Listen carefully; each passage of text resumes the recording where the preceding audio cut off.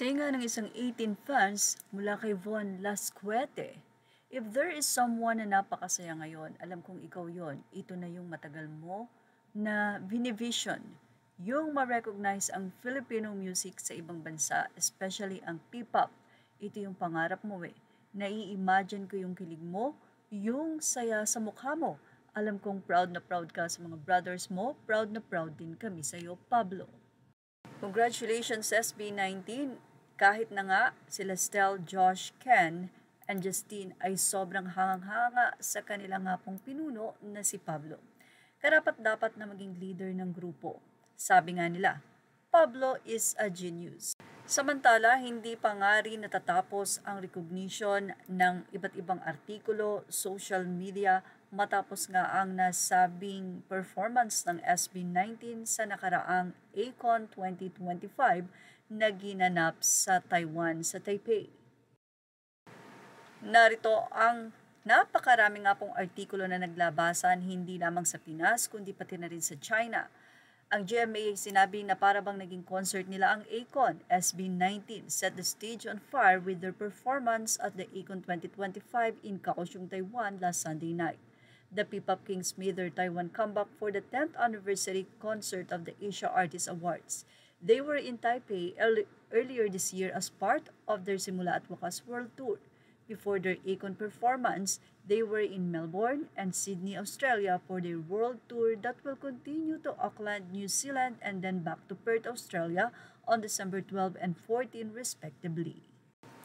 SB19 ate and left no crumbs. Ito naman ang say ng News 5. Ibinahagi ng SB19 ang ilang larawan matapos nilang mag-perform sa ACON 2025 sa Kaohsiung, Taiwan itong linggo, December 7.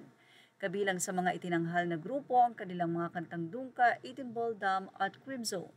Mula pa rin sa GMA, SB19 raises PH flag with explosive performance at ACON 2025 in Taiwan.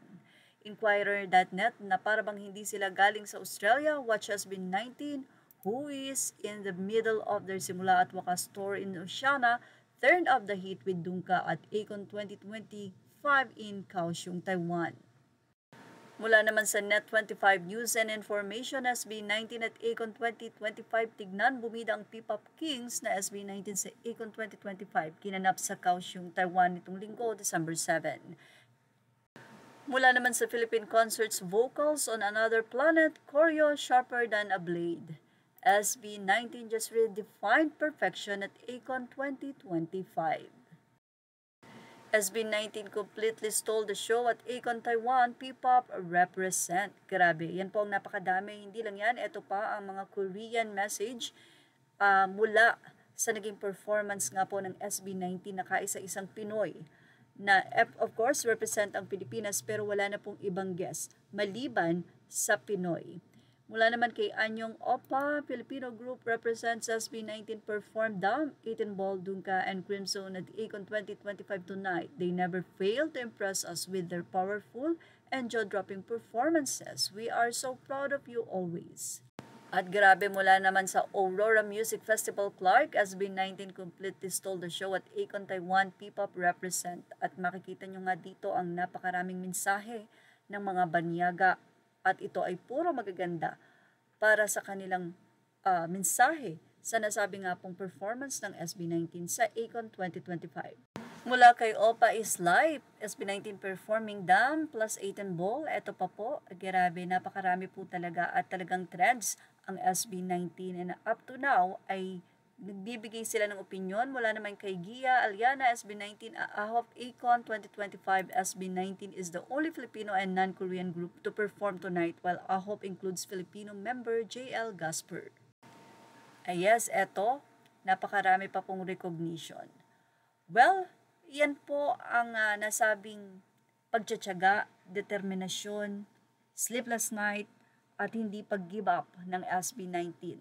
Samantala, hindi namang mapigilan ng news anchor ng GMA na si Maris Umali ang magkomento sa kanta ng SB19 na Mapa. Aniya, ang ganda ng kantang to, sana lang we don't run out of time before we do the things we ought to do. Official SB19. Wow, mukhang isa nga pong 18 itong si Maris Umali dahil hindi niya nga po napigilan ang humanga sa grupo, hindi lamang ang timbre ng kanilang mga boses na talagang nadi-deliver nila ng maganda ang kanilang mga kanta, yung harmony, yung rendition, pinag-iisipan, yung tono, tapos yung lyrics. Napakaganda naman talaga at napaka-importante ng oras. At ang nasabi nga pong kanta ng SB19 na Time ay isang pagmumuni na dapat unang-una ang oras ay mahalaga, especially sa pamilya. And of course, napakahalaga na nga po ng oras dahil may Diyos na nagbigay nito sa atin na dapat gamitin natin sa tama. At yan ang ating Showbiz Snap Update. Images are all credit to the rightful owners. Please like, share, and subscribe.